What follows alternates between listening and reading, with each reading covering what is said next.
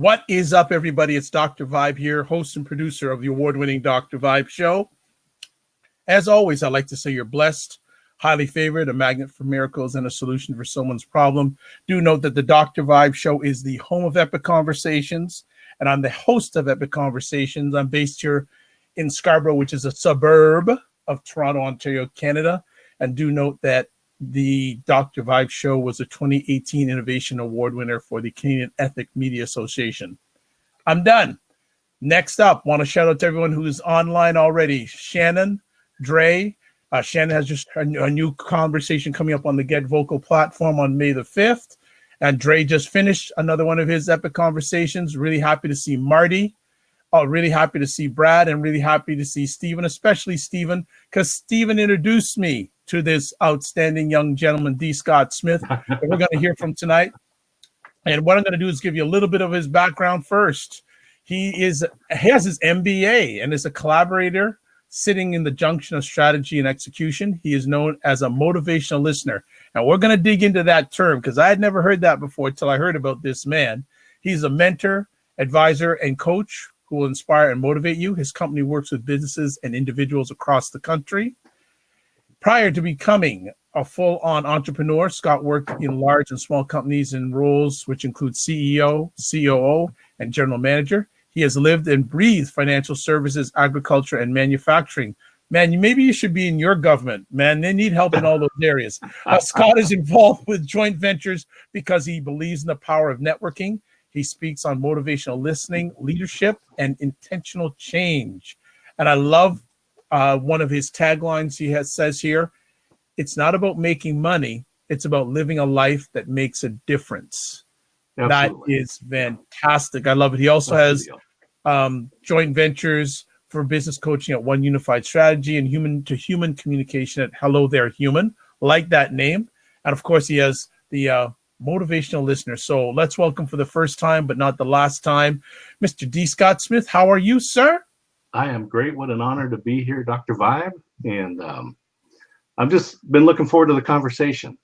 And wonderful. So it's been on my calendar. So we've been, promoting it out, pushing some stuff and trying to get some folks engaged. So hopefully we can get some folks into the boxes here. And well, we're going to do the best we can. We're going to do the best we can with what we got, because what we got's good enough, right? Absolutely. I received that. Well, we just read some of your bio, but especially when we have new friends on the Dr. Vibe show, I want to go back to the young D. Scott, where D. Scott grew up, his life earlier days before he became this mega coach. So where did you grow up? What was life growing up like? Well, so so I did grow up in Oregon. So I'm in Oregon, and I grew up right here. So I haven't wandered far from there, but I was born in Southern California. I was born in the city of Orange, actually. Okay. My mother's grandparents, or my mother's parents, my grandparents, both came from Mexico. Wow. And so my grandfather was an orphan during the Revolution, and he was 5 years old, and he and his brothers came up. He had some interesting stories, and I'll just say that the world hasn't changed in this respect. So he's a peasant down there during the Revolution, and you've got Pancho Villa's gang running around, and you got the Federales running around. He said when it came to being a peasant, it didn't matter, because whichever group came into the town, they stole all the food, raped the women, and conscripted all the young men. And it didn't matter.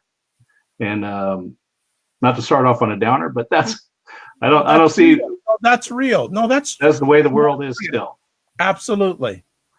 My grandmother on the other side, she came from the more European, kind of the ruling class, if you will, from a little town in the state of Nayarit. The capital is called Tepic, where she was. It's on the Pacific coast between Mazatlan to the north and Puerto Vallarta to the south. And my great-grandfather was running for mayor during the revolution, and he lost the election. And during the revolution, it's not healthy for you or your family to lose an election like that. So he left town that night, came to the United States. And so my grandparents met there in the city of Orange. Okay. And so I grew up with a multilingual household. And but I grew up here in Oregon. My uncle had come to Oregon State to the university to run track and go to the engineering school. And when my dad got out of the Army, he was looking for a job, and my uncle helped him get a job at an engineering firm. And so our little family has been in this neighborhood for a while. Thank you for sharing some of that. Am I right to say that you had a very cosmopolitan upbringing? Well, you know, of course, you know, it's always, we don't know any different, right? We have what we have. And yeah, and I'll just say that there's been some changes for good. You know, growing up, when you're half Mexican in the 60s and the 70s, Wow. and you're filling out those little boxes, and it says you got to, you know, it's one or the other, right? And so my dad's family, they're all homesteaders in Kansas, and that's, you know, so that's the other half of my world. And so when you go to fill out that little box, you have to decide, which side of my family am I going to deny? Am I Hispanic or am I white? Wow. Okay. I'm just saying, this is one of those things as a kid, you know, you learn about. And I don't want to delve into too deeply, but I find this very, but I find this very interesting that how did you deal with that? Was it easy to deal with? Was it challenging to deal with? Well, you know, I think just as a young boy, you don't think too deeply about the things, but there's just that moment when you got to check a box, you know, and it's just, you know, and it kind of comes and goes pretty fast. But, you know, looking back on it, I'm thinking, wow, I'm glad the world has changed, and, you know, we still have a long way to go, but at least we're realizing, you know, we need to make changes. And history. Your personal history is important, right? So anyway, that's good, and I appreciate you sharing that. And I think, well, it's interesting. The other day, someone asked me, "Why have you done over 2,000 conversations?" And I say, I just want to hear people share their story. Sure. And their story, like even what you've shared with me right now, I'm just thinking, wow, just as a younger boy in that culture at that time. And I'm going to remember always, what do you do what box do you tick? Yeah. That to me is very, very, very profound. Yeah. Very, very profound already. So I appreciate that. Where did you get your business sense from? Because it seems that you've been a hardcore business guy. Did that start Absolutely as a young person, or was there someone that influenced you into that direction? You know, it's probably my uncle and my dad. You know, definitely influenced me on that side. But I would say from the time that I was in 6th grade, I knew that I was going to go into business, because I was just looking out into the future, and I said, and I don't know how I got this realization or whatever, but my dad did go to college later, so I was like 3rd grade when he was in college, so I kind of, you know, get some understanding of what was going on there. And he was studying human resources. Back in those days, they called it personnel, but now it's human resources. So so from the time I was in 6th grade, I knew I was going to go into business, because I said, everything needs to be run, right? Everything needs to be run, whether it's a mom and pop business, of, you know, a Fortune Global 10 company, nonprofit organization, government, you know, local associations. Everything needs to be run, if you will. And so I just said, man, that's where I wanted to be. You mentioned your father and your uncle. Were they both businessmen, or either one of them in business? Yeah. So my dad, he went the corporate route after college until he was 50, and then he left that and started his own business. And then, but my uncle, he he worked for a couple of companies, but very quickly moved away from that and basically always worked for himself. So he was a great role model for me. Excellent. Can you just share a little bit of your journey in the corporate world? Because you've done Sure. high positions like CEO, COO, general manager. You'd be kind enough to share some of the organizations that you had shared that with, and Yeah. what sort of input, what sort of influence did they have on you during your journey? Yeah. So when I was in college, my stepfather is a CPA, and so I worked for him for 4 years. That's what helped pay the college bill. And so I kind of got, so I was working with a lot of small businesses. We were doing taxes and books for individuals, but mostly individuals with small businesses in their business. So I got to see a lot of what worked and what didn't work. So you could see who could run a business and who shouldn't be running a business. Then I graduated from college with a business degree with a concentration in finance and a minor in behavioral sciences. So that's psychology, sociology, cultural anthropology, which is the individuals, our groups, and then how we relate to each other. Turns out that's been helpful in business to have that kind of a background. I graduated from college and then went into banking. So essentially, I spent 12 years in commercial and retail banking. Okay. And again, working with hundreds of small businesses. And the great thing about getting into banking is that you get into a leadership role pretty quickly. So got into supervisory management roles. They have a lot of training opportunities. My dad used to say, in the bank, everyone's a vice president, but no one makes any money. So, well put. So anyway, I got lots of training, good opportunity there. I spent, like I said, about 12 and a half years in that. Toward the end, I was working for Bank of America, and I was actually on vacation, and I got a phone call, and my wife answered the phone and hands it to me, says, "Oh, it's Mary Stewart with the HP Credit Union in Vancouver." And I laughed and I go, "Oh, we're not moving to Vancouver." And I talked to her, and she said, "Yeah, the branch is opening up in Corvallis, at the Corvallis site, the Hewlett Packard site. And we'd like you to consider applying." So I did. They hired me, and spent 2 years then managing the Hewlett Packard Credit Union. And at the time, we were regular HP employees that were leased to the credit union.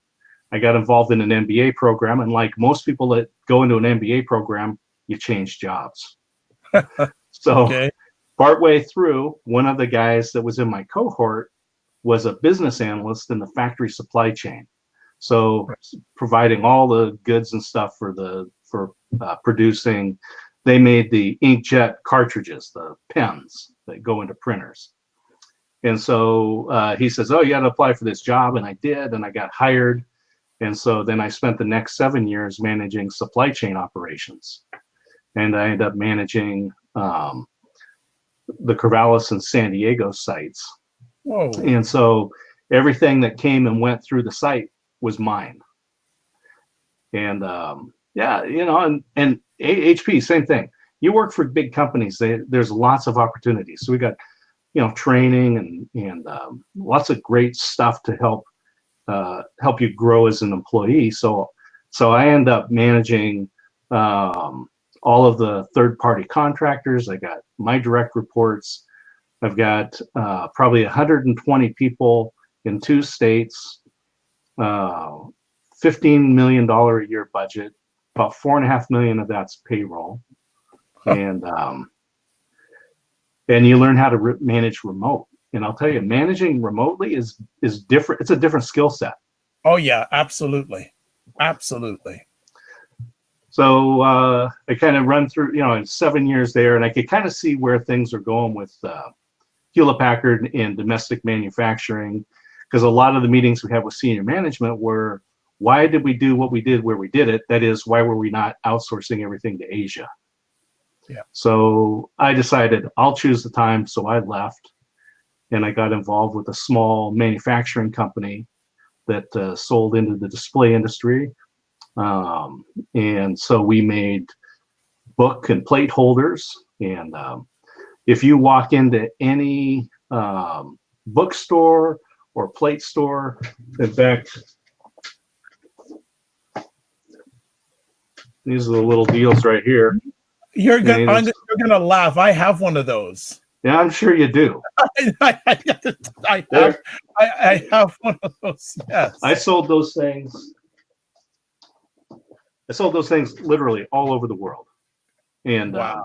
I'm at a trade show in Chicago, and so you got to go to the Sears Tower, and you come down out of the elevator from up there, and they're smart. They run it like Disneyland. That elevator comes down, and it lands right in the middle of the gift shop. So you got to go through the gift shop to get out, right? Buy your souvenirs. And right there on the display stand are these holders. Oh my God. That we made. Wow. And I was like, yep, that's my product right there. So we sold those all over the world. And then I did a turnaround for that company. They were a third generation family business, losing money, losing sales for the past 3 years, turned them around, made them profitable. They didn't really want to own the business. They just inherited it. So my recommendation, I said, you know what, you're profitable, sales are way up, and this is a good time to put it up for sale, which they did. So they sold the business, which was great for them, and so it gave me the opportunity to find another job. And I did a short stint in insurance, and because they were hiring at the moment.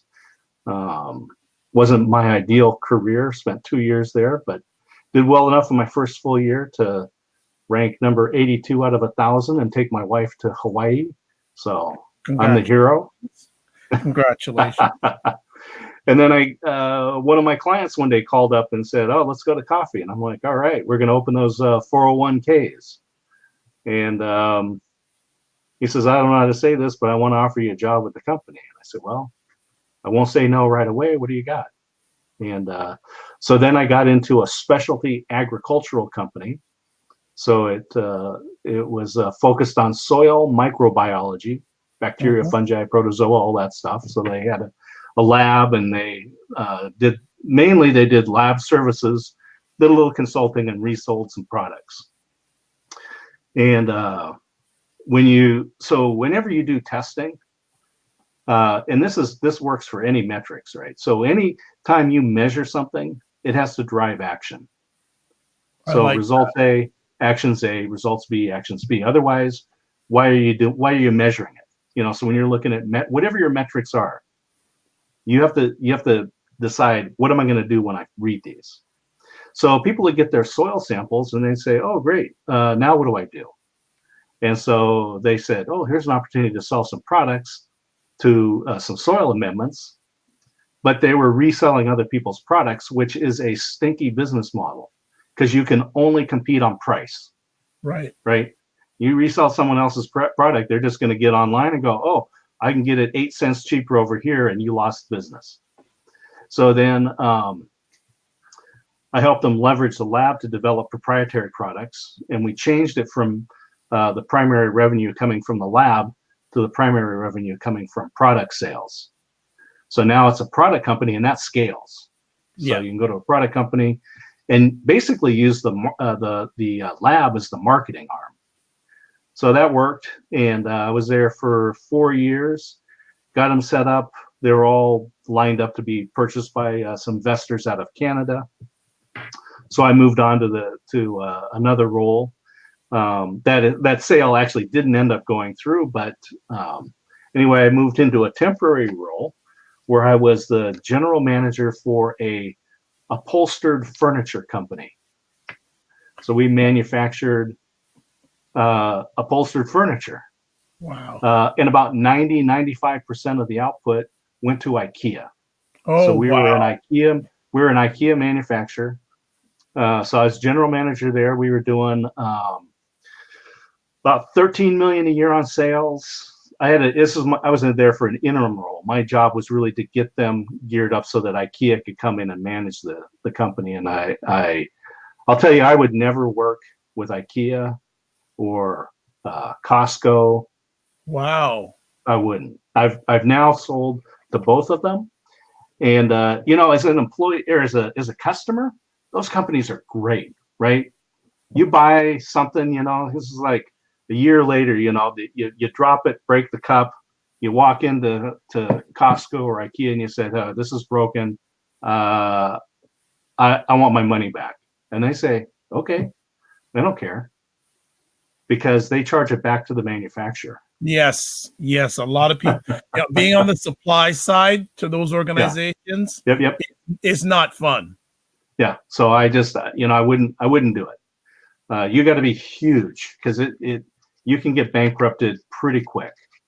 But anyway, had about 150 employees. We're manufacturing sofas mostly for IKEA. We're sending out 4 or 5 truckloads a day, doing about 13 million a year. Got them on course to scale up to 15 million.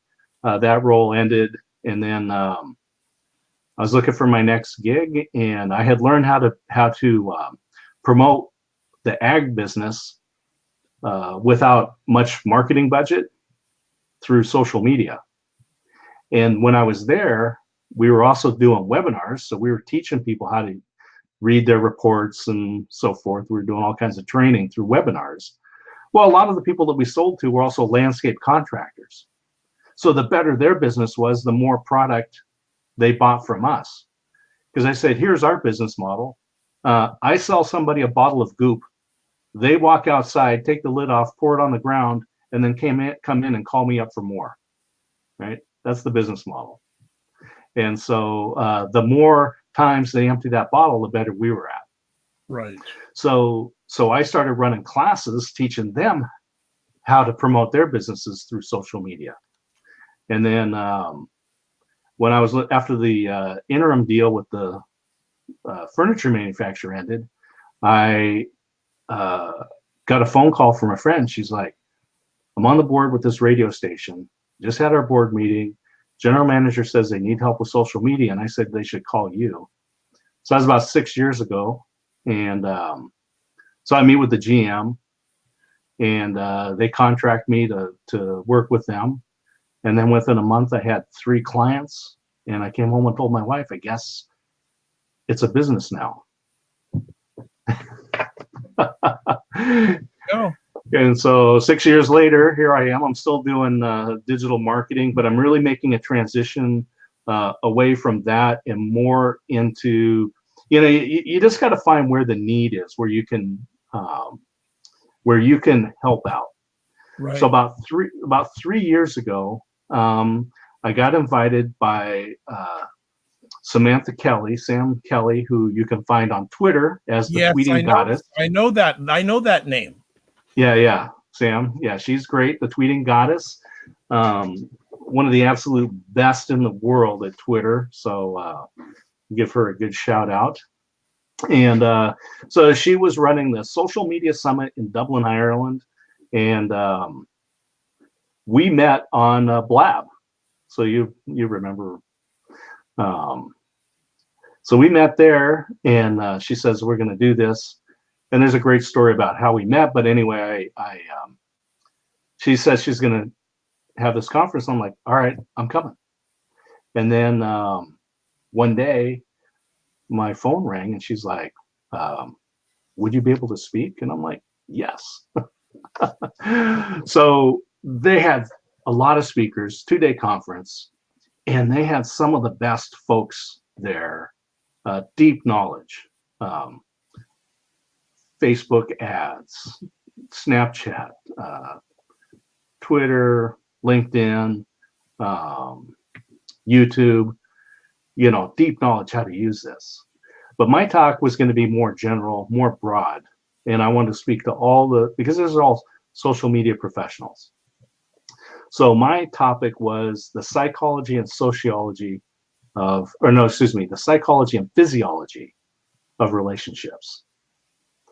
And so basically what I did there is we went through the academic research and proved that the relationships that you create online are just as strong as the ones that you create face-to-face.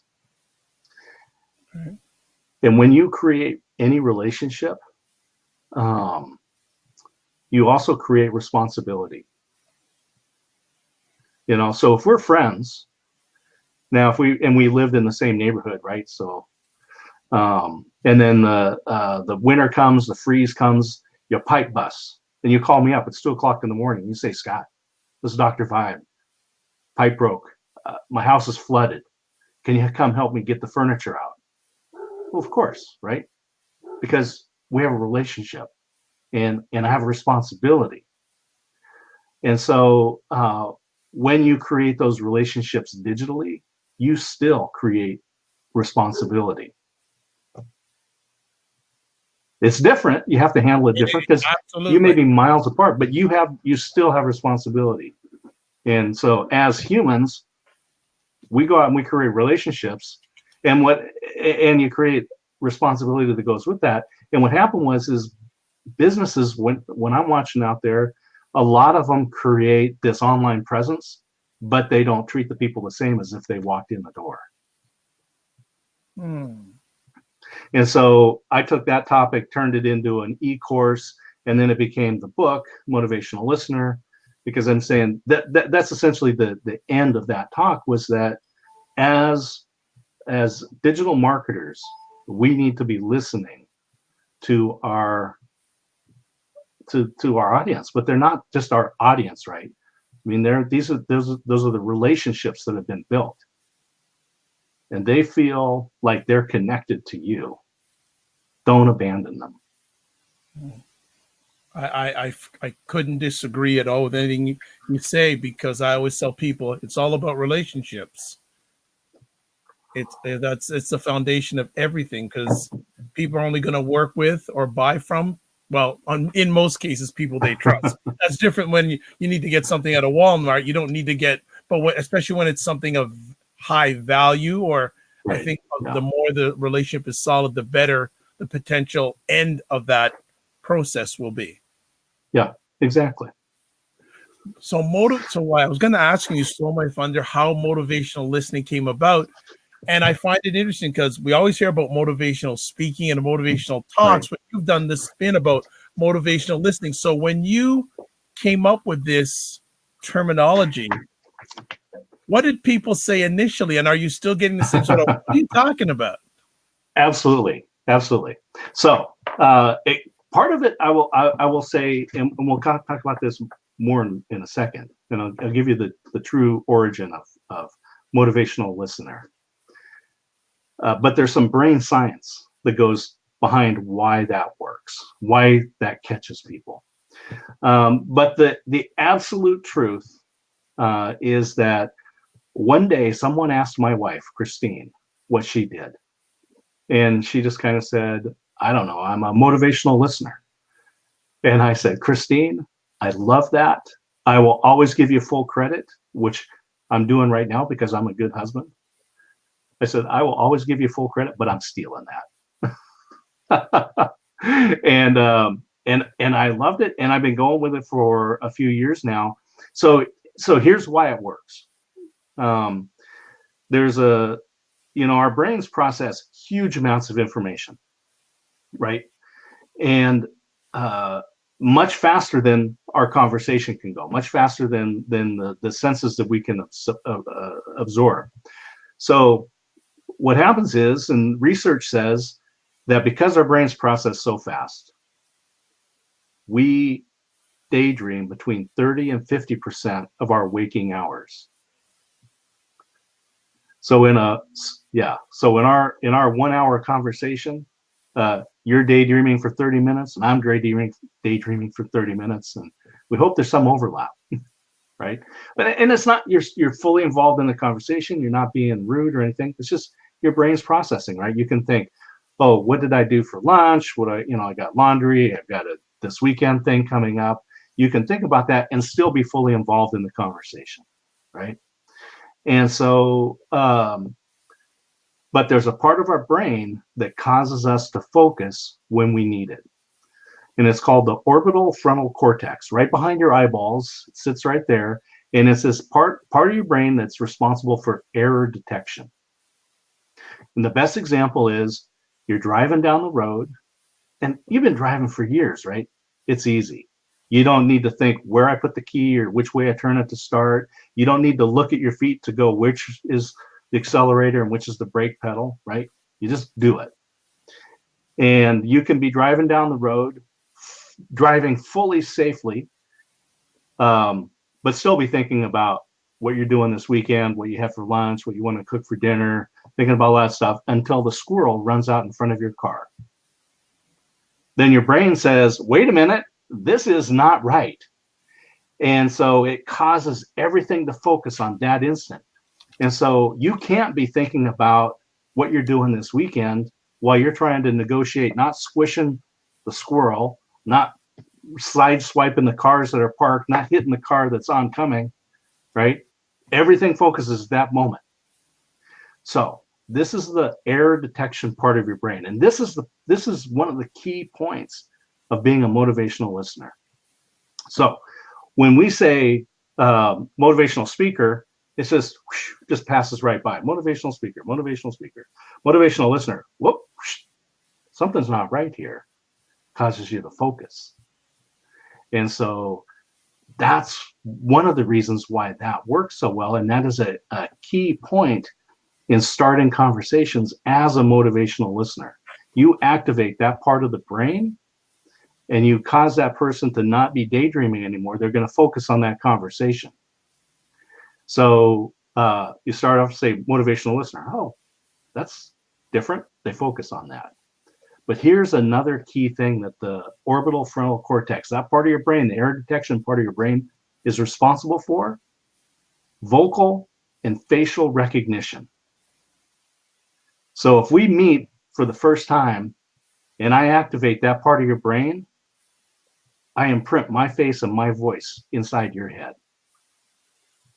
So motivational listener, that starts that.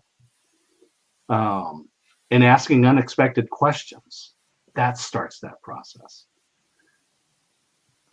It's interesting. Would you say that most people who are willing to communicate are better talkers than listeners? Absolutely. Absolutely. Yeah. I mean, we always, it's trite, right? But we always say you got 2 ears and 1 mouth. But, when we're really focusing on motivational listening and in this case, really in the context of how do I connect with people that I don't know at networking events? Okay. So I was just in San Diego last month at Social Media Marketing World. Big conference. 5,000 people show up to that thing. Big conference. I know about it. Yeah. Big. Yeah. And so if you fly in from Des Moines and you get on get in the Uber and they drop you off at your hotel and then you walk into that conference and there's 5,000 people and zero. Now what? How do you start? What do you do? Well, I guess it depends on people's mindset. I love being in situations like that. Now, it wasn't always that way. Right. But I love being in situations like that. But the average person, they're probably scared blankless. Yeah. And it doesn't matter whether you're an extrovert or you're an introvert. So here's what happens. The extroverts get in their way. Right? Mm-hmm. So they see you and they see your name. Oh, Dr. Vibe. Dr. Vibe, what do you do? Oh, podcast. Oh, podcast. Blah, blah, blah, blah, blah, blah, blah, blah, blah, blah, blah. Right? And you're just like, all right, see you later. And you move on. The next, after lunch, you see that person coming and you go the other way, right? Then the introverts, they're just like, they got nothing to say. Right. I'm just like, Dr. Vibe, maybe shake your hand. And that's it, right? And then you have that awkward silence. So you're like, blah, blah, blah, you're going to fill it up, right? So in motivational listening, we want to be you want to direct the conversation. And it doesn't matter whether you're an extrovert or you're an introvert, but you use a process that I call a conversational journey. And this is how you guide the conversation. And it's focused on getting to know that person through questions and listening. Yeah. And so, but it's different than just active listening. Active listening says, oh, I got eye contact, I'm restating things, I've got good body language, but you're in control of the conversation, right? So you got 5,000 people in that conference room. Yeah. You're there to meet people, not spend all day with one person. So you need to get there, get the contact, get a connection, see if it's worth following up. If so, get the contact information, disengage, move on to the next one and say, you know what, Dr. Vibe, I've enjoyed the conversation. I look forward to following up with you. I'm going to find you on LinkedIn. I'm going to watch your I'm going to watch you on the Dr. Vibe show. I'm going to listen to your podcast. I'm going to read your book, something, right? Some way we can connect, and then we'll follow up later, because it's not the time to do it. It's interesting. I can use an example of what you're sharing with our audience. Recently, I was at a conference put on by an organization called Dad Central. It's a national organization for dads in Canada. And about 6 weeks ago now, 6 to 8 weeks ago, they had a conference in Ottawa. I was they asked me to be the facilitator for a dad's panel. But I noticed on the roster that, I'll say it, Movember was hosting the social night. Right. Yeah. So I said, my focus was meeting that representative from Movember. So I came in during the social thing that they were having, and one of the gentlemen from the conference says, how you doing? Fine. Says, where's the guy from Movember? He basically physically took me over there to him. Perfect. And I Perfect. said, Absolutely perfect. And it's wonderful. And then we had a conversation for about 45 minutes. I only spoke for about 5 minutes. I let him do the talking. As I said, I controlled the conversation, meaning that I made sure that whatever he spoke about, he was comfortable with. I didn't throw something out of left field for him. It was really interesting because he talked about, he's basically second generation working in the nonprofit sector, because he was so open, saying his father was one of the key people for the the warning signs on cigarette boxes. Oh, really? Yes. So he got into that during That's the fabulous. conversation. Yeah. And Yeah. he goes, I'm so happy. And then, we got to that point and I said, hey, well, what is your like, I had a one pager about myself. And he goes, wow, this is such good timing. We haven't done any podcasting for 2 years. Da, da, da, da, da, da. And I said, wonderful. And I just listened and served him. That's all I just kept on feeding him. And it was an incredible conversation. And I called him 2 days later. He says, oh yeah, I passed your bio to everyone in the office. My manager wants to meet you. See, this is, and that's the, that tagline on the book is be interesting by being interested. Yeah, that's really cool. And that one of the outcomes is that you don't then have to ask for introductions. Yeah. Right. They're going to literally say, they're going to call people over and say, you need to come meet this guy. You need to meet Dr. Vibe. Right. And that's exactly what happened to you. Yeah. And I just wanted to share that example. I just went, wow, like, and the listening part is so key, because most people, what they like to do, their number one thing is talk about themselves. Yeah. So if you are a motivational listener, that just works right into the wheelhouse. Yeah, that's the whole deal, right? And so there's what I see is there's a few key things, right, that we look at in general. Yeah. And so when you walk into that room with 5,000 people or 50 people or worse, especially if you're an introvert, maybe one person, right? And so these skills work at each of these levels, right? So it'll fractal down to each level. So the first key is to know that you are remarkable. Wow. Okay. Okay. Right. So and so we got Stephen Caggiano here, right? So and Yes. Stephen is a master at conversion, right? These Yes, Facebook ads I and stuff. know that. I mean, I know that. he's the master. Now, and I trust that Stephen believes that as well. But many of us suffer from the imposter syndrome. What do I really know? What can I really add? I'm walking into this room in social media marketing world, and these are the best in the world who come here. What can I add, right? And so we diminish ourselves. And so you forget you're remarkable. What you have to offer exists exists nowhere else in the universe. This is it. You're the one. And there's a reason for you to be there. And you have something to offer. So the first thing is to know that you have something of value to offer, whatever that is. That's so key. And this goes back to the whole brain science, is that we forget because of these what you learn. So how many conversations have you had? 2,000? Over 2,000. 2,000 conversations. Yep. Right. And so I will just say the technology does not get in your way. No. Right. So you've got the microphone, you got a computer, you got the whole thing, right? You're logged in, things work, you got the recording going, you're going to send this out. And so you don't need to think about that because it has now been physically hardwired into your brain. Right. So if I said, hey, Dr. Vibe, I'm thinking about doing a show and stuff, what kind of equipment do I need? And so I'm literally going to ask you that right now.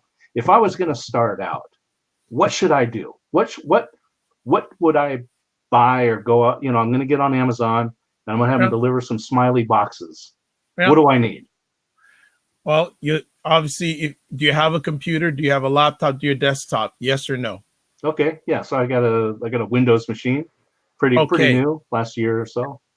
Okay. Then I would recommend buying an ATR 2100 microphone. The great thing about that, it's USB and it's also XLR. So you can use it with your computer or you can use it with a mixer. Oh, nice. Best value right there. So that's one of the best microphones. It's what I would say to someone right now is to get started now, the barriers are lower than ever, but the amount of work it takes is still the same. Do you remember Andy Rooney? He was Yep. Oh yeah. Phenomenal. Yeah. So he wrote all these essays and stuff. Yeah, man. Yep, 60 Minutes. And one of his essays, he was talking about the transition that he made from manual typewriters to electric typewriters to word processors to computers, right? And he said, computers make writing easier, but they don't make it better. There you go. there's still work involved. So as I share with people, it's funny. The people that sort of thought I was whack doing this many years ago are now the people who are coming to me for the advice. And so that's wonderful. And so here's the thing. When I ask you about that, man, you throw out this ATR, right? Yeah. And this is and it's XLR and it's USB. And I didn't notice you looking on Google to find that. I didn't see you pulling up Amazon, right? You know why? Because it's right here. And you just hardwired. You breathe out these answers, right? And I go, Dr. Vibe was not born knowing that information. You had to acquire that information. And, it took years, right? I mean, you had to build that information up. And this is where it becomes valuable. So whatever area of expertise, so Patricia, that just comes on, Patricia has some value, some information that she's learned and acquired. That she went to school, seminars, workshops, trial and error, right? She did all this stuff to develop that. And then you breathe out these answers. And that is remarkable because it's not common knowledge. And I'm going to piggyback on our theme tonight. A lot of that happened, D. Scott, from motivational listening. I listen to individuals who are further ahead than I am. Right. And I motivational listen to them to help me get where I am today. And I still, when I give sharing sessions to people, I always make sure I mention those people who I did the motivational listening to help me get where I am today. Right. And this is and so because it's hardwired in the brain and people just breathe out these answers, they feel like, well, isn't this common knowledge? Doesn't everybody know what kind of microphone to buy? And so we shortchange ourselves. So you walk into that conference thinking, what do I have to offer? You have a lot to offer. You have something that no one else in the universe has. But And I so agree that's with the that. first step, right? And then I'll say the second key is that body language is irrelevant. Why do you say that? That's interesting. That is interesting. All right. So I'll say this for one thing. We study a lot about body language, right? Eye contact, handshakes, where to look on the face, crossed arms, non-crossed arms, open stance, closed stance, how the feet are. All of that can be created, right? And some people cross their arms because it's more comfortable than letting them hang at the side or something, right? But they don't talk, they're going to talk with their hands too much and hit somebody. So just cross their arms. It doesn't mean that they're not open to a conversation. It just means their arms are crossed. So But let me just ask you, so go ahead. do you feel is body language overrated? Well, what I will say is really actually important is emotional intelligence. Okay. Okay. Right. So here's the deal. I can fake my body language, right? I can give you that firm handshake. I can maintain that eye contact and still not care about you a bit. Right.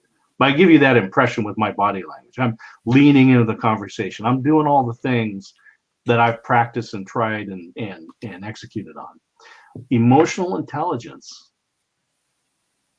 is very different. So the fundamental of that is that emotional intelligence is the ability to read somebody else's emotions and control your own emotions, and have the ability to also affect someone else's emotions.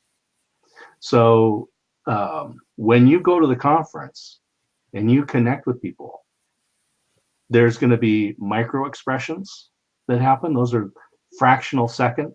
You can't fake that. And so sadness, anger, disgust, happiness, joy, right? Surprise. These are all things that happen in a fractional second.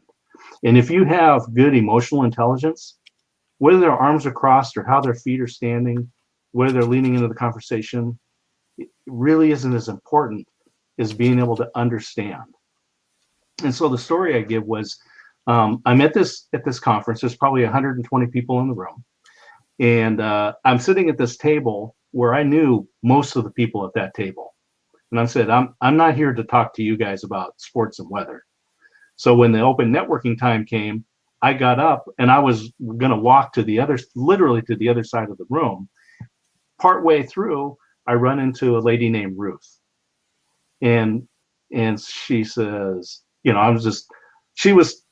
seemed like she was talking to somebody. I didn't want to interrupt her. I was just going to move to the side. So I excused myself, and she says, well, I'll let you pass if you stop and talk to me first. So she did a great job of networking, right? So we stop, and I'm going through my process of being a motivational listener, and I'm asking questions and interacting with her. And she mentions about her business and about how she got involved in it, and that her brother was very instrumental into her getting into it. But as she's talking about her brother, there's something that goes on. There's something going on. And so I directed the questions around that now. And it turns out that her brother, so she's in the framing business, and she also did art restoration. And so I go, well, it must be an artist to do that as well. And she's like, oh yeah, and then talk about her brother. And he was this very good artist, sold paintings for like tens of thousands of dollars. He died when he was like 50 years old from lung cancer, smoking and solvents, right? kill them. But because when she mentioned, I'm going, oh, you must be an artist and do this. And, oh, yeah, my brother.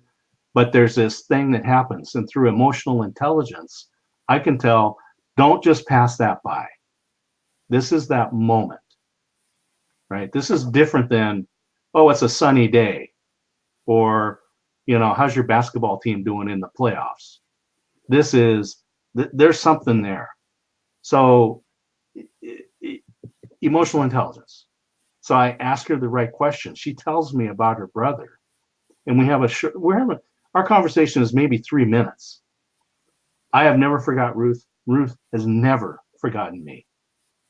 And she is one of my advocates because there was an emotional connection there when she's talking about her brother. And I was asking relevant questions, and we connected on a way that wouldn't have happened had I not been able to use emotional intelligence to connect with her. And this is why I say body language, I mean, that's fine, maybe. Emotional intelligence, absolutely critical. Okay. Makes sense. So, what do you feel is more challenging for one to achieve? Emotional intelligence or motivational listening? I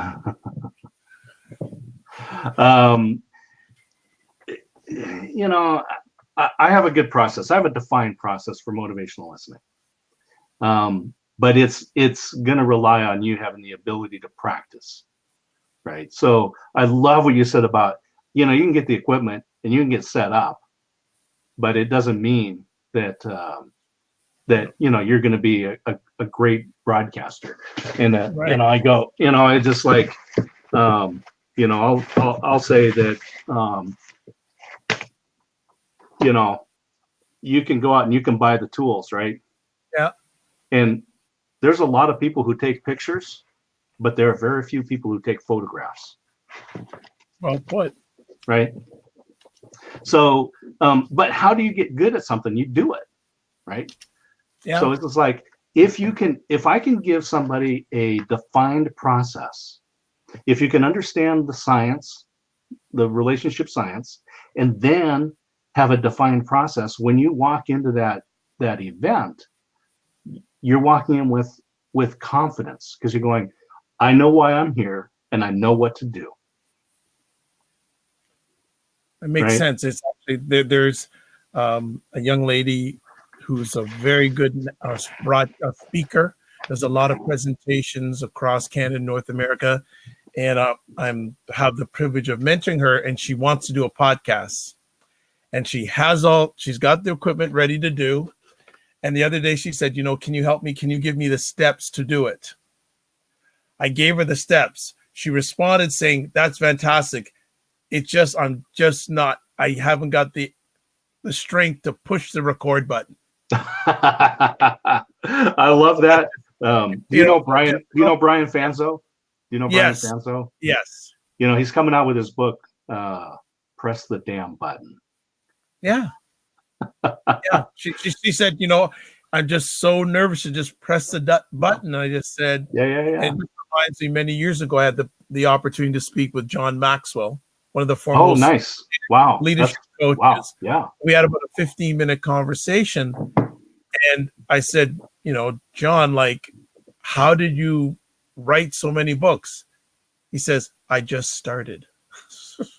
I love that because they say, as an entrepreneur, if you are not embarrassed by your first release, you waited too long.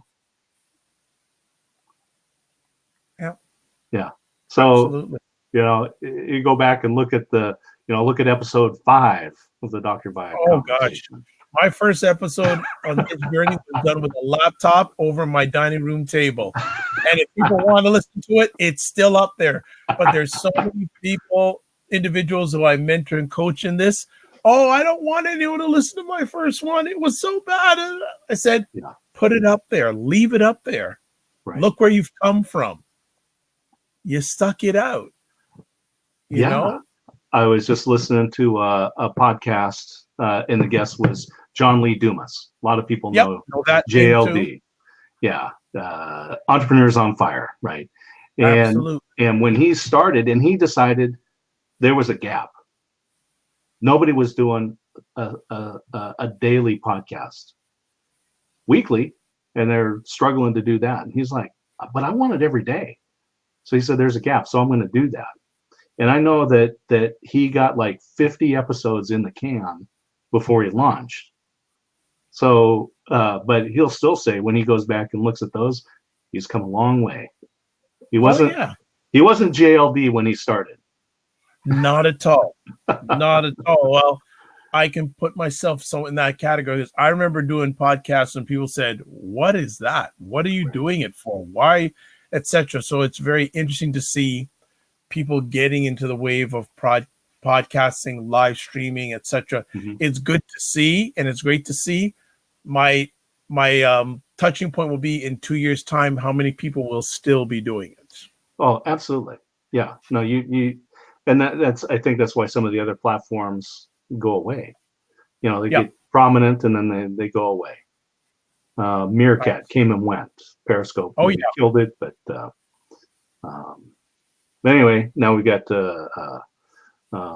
LinkedIn Live coming on. There's a few people getting access to that. I've seen some people broadcasting with that. Again, I'm sure only a select people will get that opportunity to broadcast from that platform, but it was only a matter of time. Yeah, until it, I think you can apply. There's a process where you can go and you could apply. Now you would be a good candidate because you already have a platform, you have an audience. You could get on and use that. Yes. And then, once they kind of work out the bugs and, how the interface works and whatnot, then I'm sure that, us mortals will have the opportunity. Stop that. Stop that. No. There's room for everybody. I'm mortals and I'm a mortal in other areas. You're further ahead of me in other areas. We work together and win together. That's it. We're all in this together. Absolutely. Yeah. So motivational listening has been around for a few years now. Yeah. And I asked this before, but I want to bring it forward. How are people responding to it differently now than when you were first introducing it to the masses? Yeah, I think because now I've got a little more definition around it.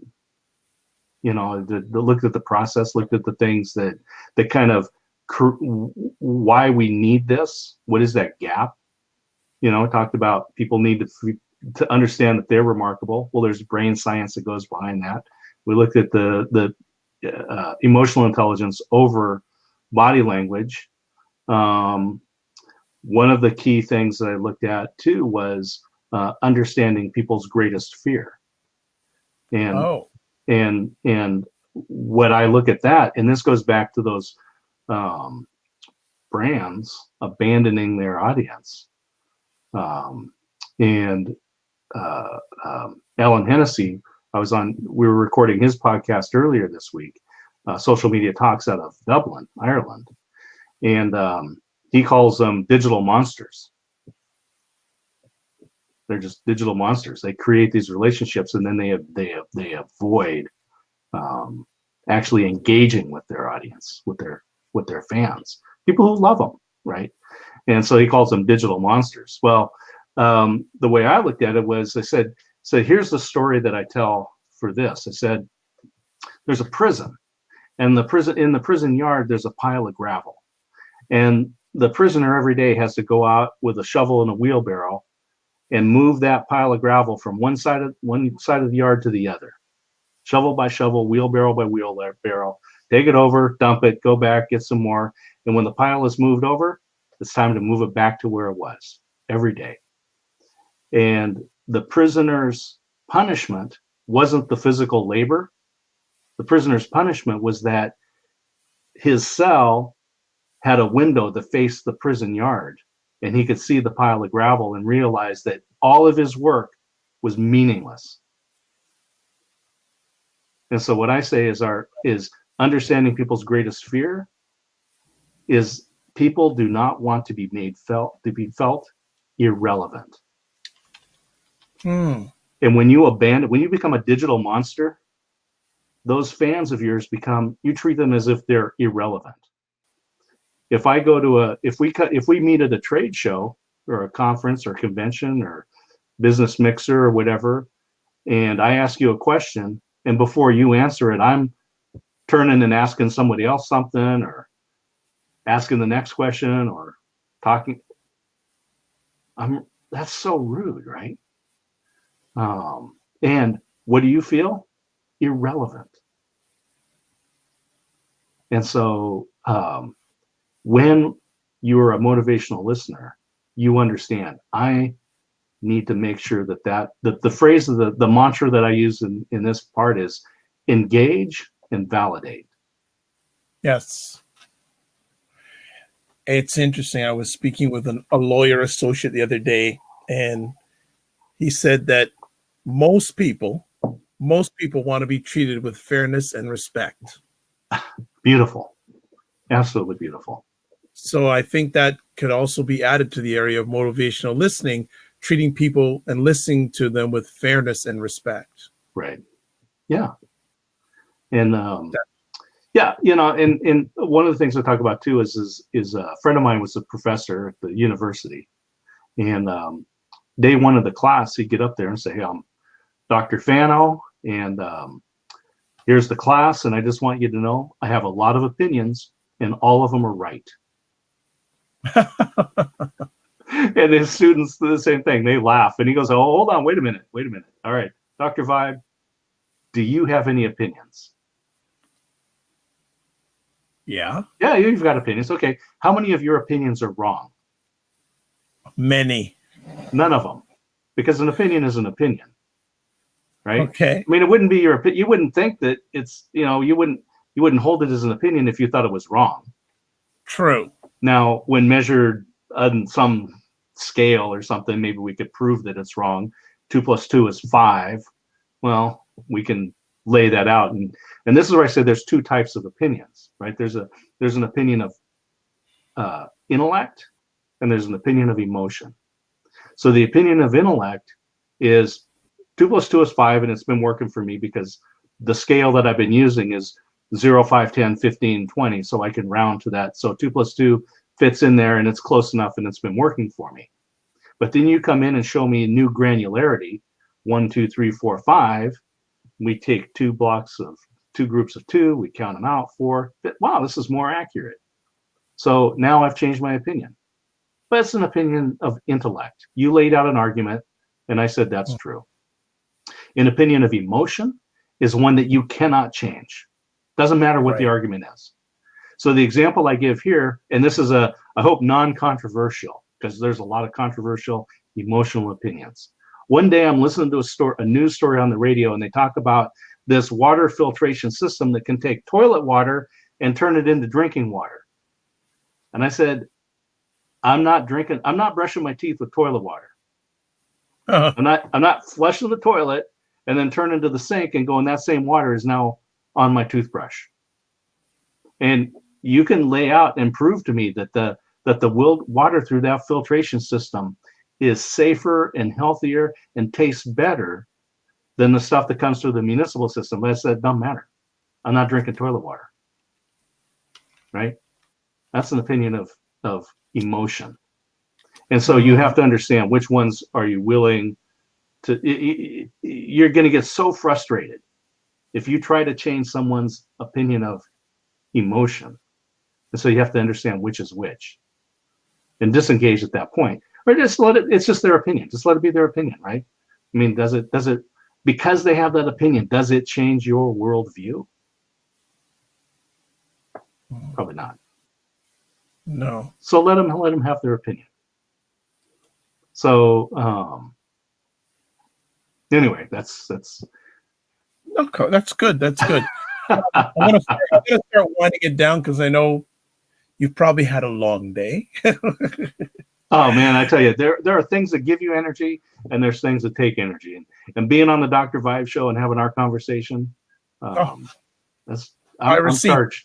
I'm charged. Good stuff. Is there anything else that you wanted to mention tonight in regards to motivational listening that you've left that we haven't had a chance to hear from you. I'm going to call you the guru of motivational. I don't want to be a guru, but I will Okay. take the title of motivational listener. I Motivate. do like that. And so I'll just say I'll just throw out one more thing that people need to remember is that the Yep. elevator pitch should be left with your flip phone. Okay. The elevator pitch is I get it, but I want you to dead. dead. Elevator pitch dead. Right. So how many times do you follow someone on a platform like Twitter and you get the autoresponder back? Hey, Dr. Vibe, and it may be just a DR. Yep. Hey, DR, thanks for following me. And so I'm sending you this personalized automated message. And how many times do you just go, oh, that's so cool. I just, never.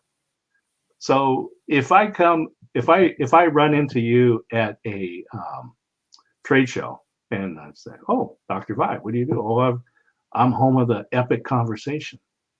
And I'm like, oh, that's pretty cool. And you ask me, what do I do? And I spout off this elevator pitch, right? This is like, well, we're a disruptive, innovative, novel, first to the market, and you're just like, No. you rehearse that at home in front of the mirror, and your mother said it sounds good. And so now you're going to say that exact same thing to every person that you meet, and you're not going to listen to them. But if what I have to, so I meet you and we're at the trade show and you're like, oh, I got this conversation. I'm like, oh, that's really cool. What kind of guests have you had on there? Yeah. Right. And then you're going to ask me, and now I'm going to go, oh, well, you have these kind of things. If you're looking for a guest, this is the type of stuff that I could provide. Or I know these people who can provide that as I work with them. So the elevator pitch, dead. Understanding what problem you solve and saying how you present that. Hey, people have a hard time walking into networking events because they don't know what to do. That's the problem I solve. That's better than saying, well, I have a science-based program with 7 steps and that's novel and disruptive and first to the market. And you're just like, I don't care. Yeah. You're not talking to me. You're talking to the mirror. Elevator pitch, dead. Yeah. Well, I try to be the solution to someone's problem. Yeah, that's it. And if you're not, then you know somebody, and that's a huge thing in networking, right? Yeah. Dr. Vibe can be the hero, right? I mean, that's the deal. I just want to be the solution to someone's problem, and more and more I'm in conversations these days, and I'm thinking someone's saying they need something, and I know someone that can help them. Yeah. And that's that. Even on my business card, the first thing there is connector, not even host of web connector. I love that's it. The first thing. I love it. And that's the thing, is being able to connect up with folks, understand what problem they solve, so that when you run into it, it's like, okay, great, I'll connect you up with this person. And you don't have to make any money on it. You're not going to pay any commissions on it. It's just like, it's a great thing to be the hero. Agreed. I love that. And I like Steve's thing too. Yeah, I like that. So engage and validate scenario. There's also conditions in which it's best to disengage and stop validating. Absolutely. Right. Yeah. And this goes to the thing, so if you go to a networking event and it's 2 hours. So one of the recommendations I make, never go to a networking event with more than 5 cards. Because the goal is not to be a blackjack dealer and get those cards into everyone's hands. The deal is that I'm going to start talking to somebody, and if I need a reminder or something, I'll give them a card, or we'll trade cards when it's that right moment. But not everybody should be followed up with. Sometimes you need to disengage, and it's like, well, I'll tell you, these days when I go to functions like that, if I meet 2 or 3 people that are worth meeting, I'm good. Yeah, that's the deal, right? So it might take 5 or 10 minutes in a conversation, right? Yep. And then introverts are going to have to go recharge, right? So go get a glass of water, walk outside, walk in. Extroverts can just jump from one to the next, but follow the process. Follow the process, I and think just connect. Well, that's a very important. I think it's a process. When you don't have a process, things can fall apart. When you Yeah. do have one, and I know I revert back to that meeting that person from November. I had a process. I had a purpose. I had a strategy. Bang, bang, bang. Right. Done. And that's and this is what I say when you have a process, when you walk into that room with a goal, I'm going to connect with 2 or 3 people.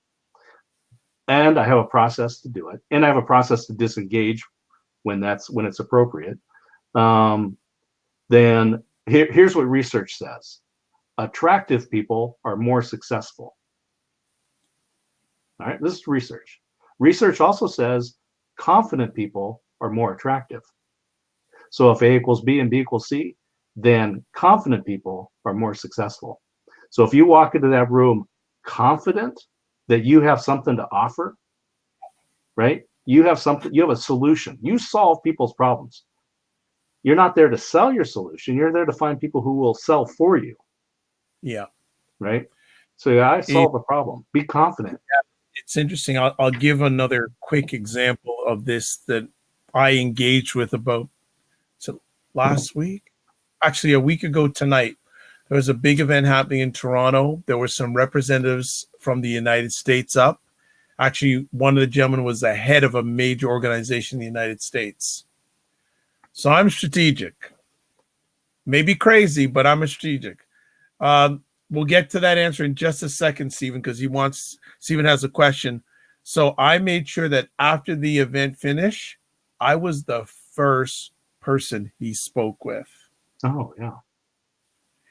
And then I gave him what I did, and I asked him, does your organization, the members of your organization, have a place where they can promote themselves online via interview? No. I'm your guy.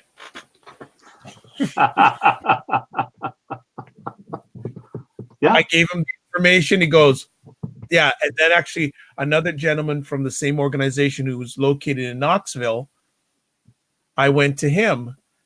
We introduced each other. I told him who he was. He goes, I know you. I said, he had never met me before. Yeah. I know you.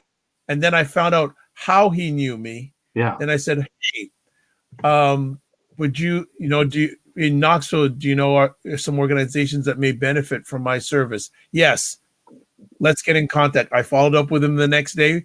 We already have some things, negotiations in place. Right. 2 people. That's all I wanted on that. Done. Yeah. Done. 2 people I didn't know who I felt I could add value to what they're doing to their community. That's what I went for. Yeah. That's fabulous. Those are great stories. That's partly answers what Stephen was asking about what it looks like to go from meeting someone for the first time and turning them into a client. And I'll also say turning them into an advocate. And so, if I'm going to treat Dr. Vibe as a potential client, and I say, do you need coaching on business networking? And you're like, no. Then we're done, right? Then it's not a network, it's a cul-de-sac. We're done, and I got to back out and go somewhere else. And so again, at networking events, we're looking for advocates. So I just want to go and find out what you're involved in, who you're connected with, and be able to later on hopefully follow up to tell you more about what I do. So my goal is to really connect with you, find out what you do, and close for a follow-up time. Hey, let's connect on LinkedIn. Let's have a phone call. Let's do a Zoom or a Skype, or if you're physically, let's meet for coffee, or let me come to your office, or whatever's convenient. And that's salespeople always do that, right? They're always going to make it convenient. Well, good salespeople will always make it convenient for their client to purchase. right? And so what I want to do is you know, the great example is if you're maybe if you're a home inspector, and so you're going to a convention where there's a lot of real estate people. You know, they're not really the ones that are going to write the check to pay you. They're not really your customer. It's the homeowners. But you know, you want to get to know them because if I sell that real estate, you know, a home inspection, that's one and done. But if I build a relationship and they know, like, and trust, as you mentioned, they know, like, and trust me, then when they meet their folks, they're going to say, "Oh yeah, you got to call Scott." And so, this process comes in where the question that I ask when we meet, and I asked this when we started, was, "How's your world?" Because when you meet somebody for the first time, and I ask them, "Oh, how's your day? How are you? Are you fine? Are you good? You joined the convention? Would you like the speaker?" Whatever. Those all are expected questions that don't activate that error detection part of the brain. But when I ask somebody, how's their world, they have to interpret it. They get focused. And so this is a challenge I throw out. Next time you're in the grocery store and or any store, the cashier is going to ask you expected questions, and you'll still be thinking about driving home, where you parked the car, and so forth, right? They're going to ask you, "Did you find everything you're looking for? How's your day so far?" "Yes, I did. I'm fine." And then you ask them, look at them and say, "How's your day?" Or, excuse me, "How's your world?" And you watch. They'll pause. They'll think. They're going on, right? They're interpreting that question. And so the first thing is capture that person's attention. And then they're going to tell you something about their world. And here's the thing that we didn't really talk about, but you have to differentiate between result and motivation. So people are going to tell you result, but you have to divine the motivation, right? So I can say, "Oh, Dr. Vibe, nice to meet you. How's your world?" "Oh, it's good. I'm talking with this guy from Oregon tonight." "Oh, how do you do?" "Oh, I got this podcast." "Oh, really? You do this thing," right? So now we're asking questions. We're connecting on that, right? And so I'm taking you on that conversational journey. I'm understanding what's going on. But you just don't want to try to sell that person right there. No, Follow up with never. them later. Actually, depending on the conversation that I have with individuals at these sort of events, I will ask this question. I go, "Why do you do what you do?" Yes, that's a great question. And so Yeah, what happens is, and they're still probably going to give you a result, but you still then divine the motivation, right? So when I ask you about this thing and you tell me, "Well, I've got this show and we have these conversations and here's the kind of guests I have," then I can respond back to you, hopefully not just repeating. Active listening says, "Oh yeah, you do a show on Get Vocal." Okay. "Oh, I understand you do a video show." That's active listening, right? But the motivation is that you're uncovering thoughts and ideas that have a positive impact and can be dispersed. And you have to be able to answer this question: what would the world be missing if the Dr. Vibe show did not exist? Right? And if it's nothing, then you like then binge watch Netflix during this time. yeah, But what's happening is you're releasing this information and you're providing a platform for people to be able to get this information and make their lives better, right? So their relationship with their spouse or their children or their work is better. yeah. Right? Their life better. Their Yeah, life is better because they yeah, tuned into the Dr. Vibe show. That's why you're doing it, right? yeah. Yeah, I'm also, the other reason I tell people I do this is I just want to give a place where people can share their story. Yeah. Really, truly. Because And there's too many stories that get left in the graveyard. that's right. I firmly believe that most people have a six-figure story. They just don't let it out. You know, you're exactly right. You're exactly right. People have stories. They maybe don't believe they believe that they have a plain vanilla life, Mm-hmm. but they probably don't. They probably have some pretty remarkable Oh yeah, histories of their own absolutely. life and stuff. Yeah. So this is that separating out between um, result and motivation. Result is what people do, right? The what would the world be missing without whatever it is you have to offer? Good point. So we have Cliff. You know, we could pull Cliff in here and we could find out what would the world Hold be space missing for without. people's stories to emerge. I love that. Yeah, beautiful. I really like that. Yeah, I really, really like that. I think that's a right to the point. It's not a pitch. It's fact. It's yeah, it's just bottom line fact. It's not a sales pitch. It's just truly sincere, and it's yeah. talking about people.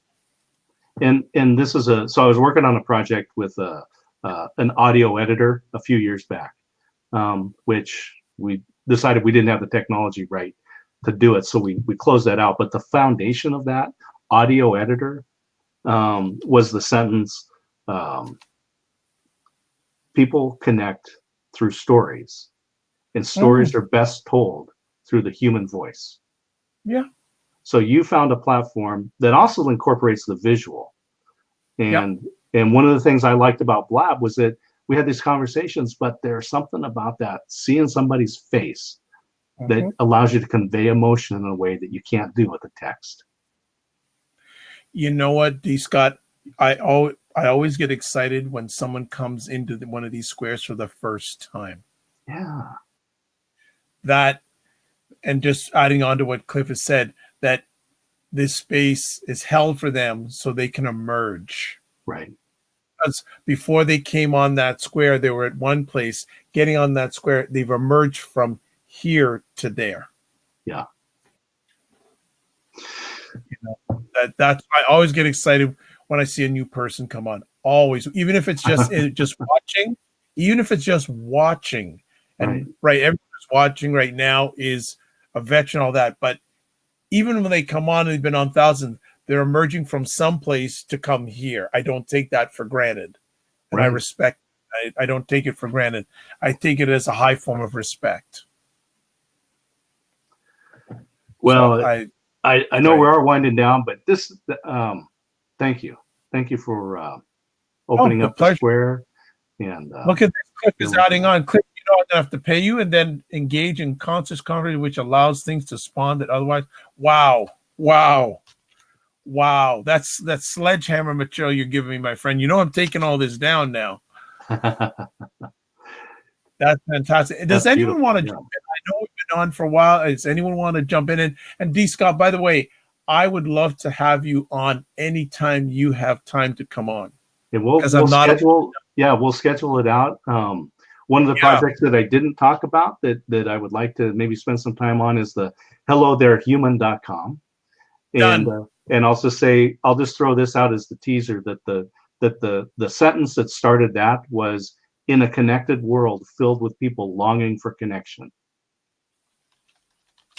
I'm writing that, so you know I'm going to be bugging you very soon. No, I am open. I am open. Yeah. I would well, love to you do know, that. and I do share with people, and Cliff jumped off that now more and more and more the topics that I have on these conversations are coming from the audience. Even this afternoon, I Mm. spoke with a lady who I reached out via Twitter, and she wanted to talk about. I says, "What do you want to talk about?" So she gave me three different things, and I said, "Well, each one of these could be a conversation by itself." And she said, "They're all interconnected." I said, "Great." And then we co-collaborated to come up with a topic. Mm. And she said, "Yeah, that's fantastic." That's, Bang. yeah, I love that. See, when you collaborate, right? I said, when you network the supercomputers between your ears, amazing things happen. Yeah. And that's Like collaboration. That's I get so collaboration. excited when Hey, you there's know, Cliff. and I've never met her before. Oh, Cliff is here. It's about time. Well, How you doing? you were co-creating that stuff. It was just coming through me because of what you guys were talking about and bringing it forth. It just said, "Phew, there it is." Nice. So, Wonderful. but it's great. I mean, that's what I was the Blab evangelist before I was the mayor of Blab. As I wasn't elected. It was more of an You were anointing, and appointed, anointed, something in one of the Yes. oints. But it was because of what we're talking about right now, is that, the digital connection, the faces, the expressions. We can't do that on the phone. We just saw the gathering that's been going on for 7 years, every Wednesday, first Wednesday of every month. For 7 years they've been meeting. These are gathering for change makers. And they just went last month, April, to Zoom from from Maestro Conference. And Maestro Conference is a wonderful platform, very powerful. But once I said, anything I can do to support you guys, because I have all this experience with Blab and other people and Appear.in and all this stuff going on. I said, anything I can do to help at all, let me know. And they said, hey, will you produce, our show? So I've done 2 shows, 2 other, I call them shows. They're gatherings for them, come up with some graphics with Joe Burke and so forth. And so here we are. Having intentional conscious conversation to expand not only one person's story, but the intertwining between your story and their story creates something new. And that you would never have that without the eyes and the facial expressions and the curiosity. That's what really drives this platforms like this, and the future. So we're going to, as D. Scott Smith said, we're going to take this. And as Dr. Vibe and I are going to talk on Saturday again, offline here, about what about the future? What about technology? Flipping it on its head, all the damage that technology has done over the last 10, 20 years to our kids, especially, and turning it, like you just said, overly connected yet disconnected at the same time. We've never seen this level of connection yet, never seen this level of disconnection and despair and especially, yes. It's crazy. So we'll throw this out there. This is see my cow? Yeah. All right. Like a Snapchat. That's a snap code we have that'll create a little baseball hat with the "Hello There, Human" kind of a thing on there. So, but if you look at it, so I have a graphic artist, Julia, who's collaborating with me on this. So I had this concept, and then she took, and it looks like an alien head there. Yeah. Okay, so we have like the cow, sheep, bear, dog, pig, all these different animals, and they all have this alien head kind of concept. And so the idea here is that again, in a connected world filled with people longing for connection, that on the outside we're different, but when it comes down to the inside, we're all the same, right? So it's that alien hit. We're all the same. And so we created these. We call these the visitors. And I'm getting into a little bit, but we call these visitors. And so the concept would be that I'd have that on my coffee cup, on a shirt, a hat, thing hanging on my backpack, and that I could be walking through the airport and someone could see that and recognize that person is open to a conversation, not a friendship, not a dating thing, just and so I could say, I'm walking through the airport and I see Cliff has got that on his backpack, and he's just, and I could just say, hey, hello there, human. Right. And so now we can get a little human to human connection, and then you just move on. You're in the coffee shop working, and you have that chance to just connect to a human.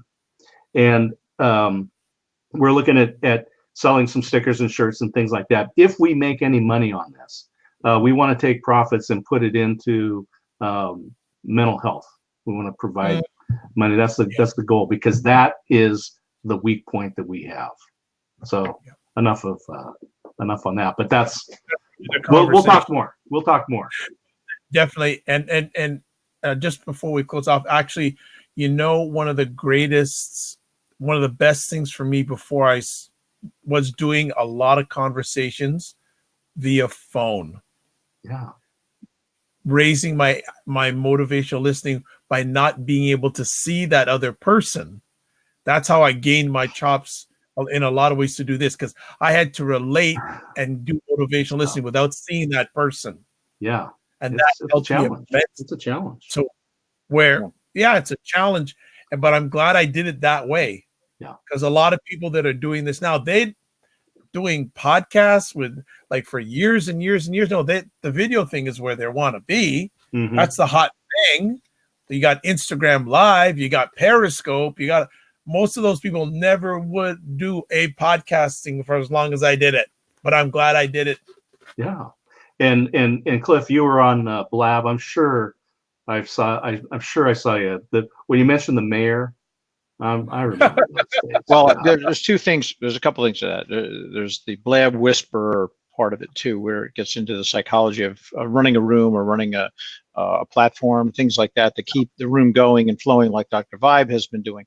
The other thing you just reminded me was that same thing. I did recruiting for years, where I had to listen in between the words, in between the breaths, and to the breaths.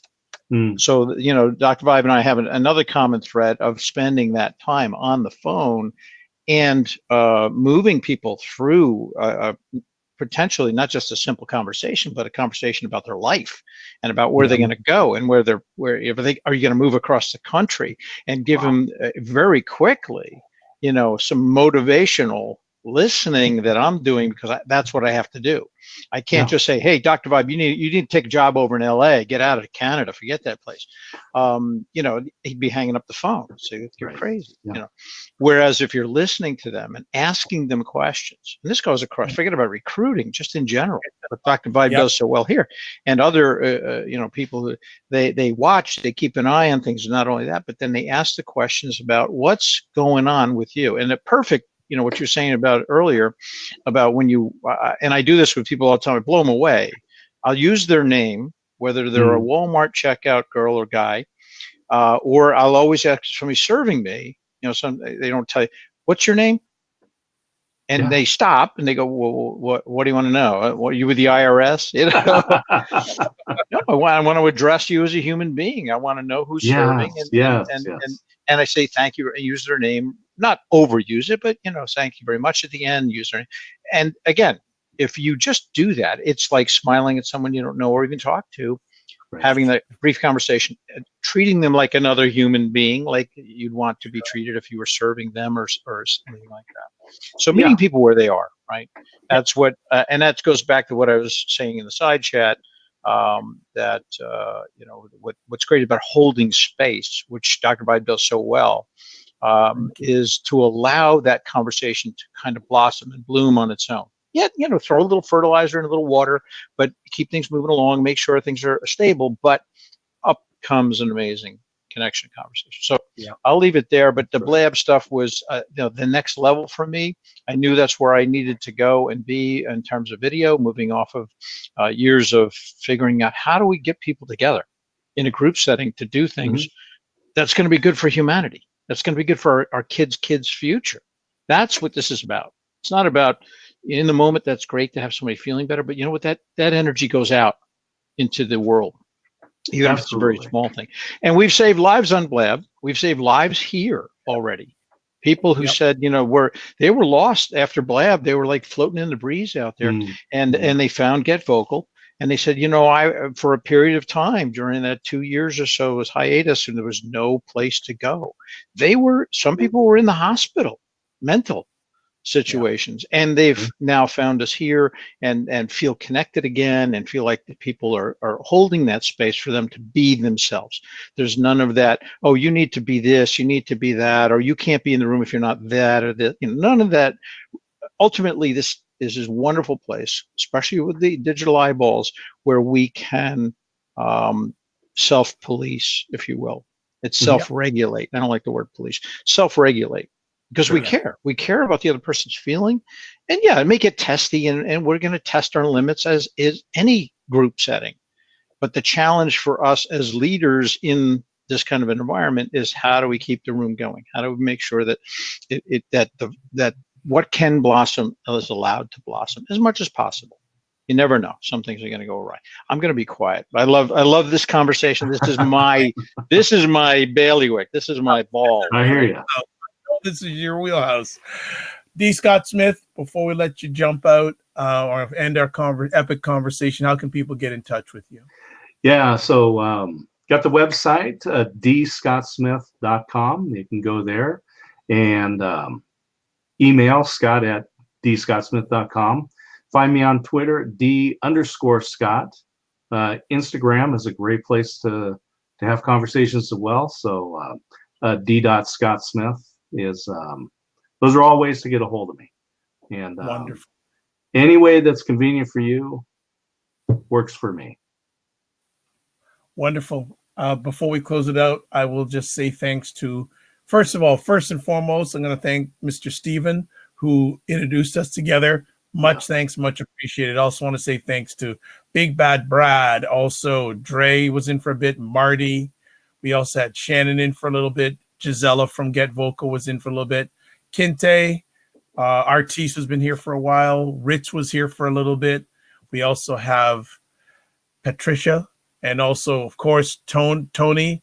Thank you all for making an epic conversation. If you want to get in touch with me, the best way is just go to my website, thedrvibeshow.com.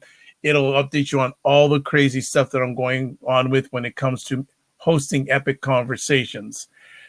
I will always end off all my conversations like this, saying, live your life as a dream. If you can dream it, you can make it. Next up, sometimes you have to get smaller to get stronger. Block assumptions. And then the thing I now say at the end, aim bigger, aim better, aim higher, aim wider. Thank you so much for watching this live or on the replay. D. Scott will be back sooner rather than later. Thank you also to Cliff, because I love when Cliff's in his wheelhouse. It's a wonderful thing. Many people have told me offline they love Cliff when he's in that wheelhouse. They absolutely love it. So we will chat soon. Be well and keep the faith. Good night, everybody. Have a fabulous day, all. Cheers.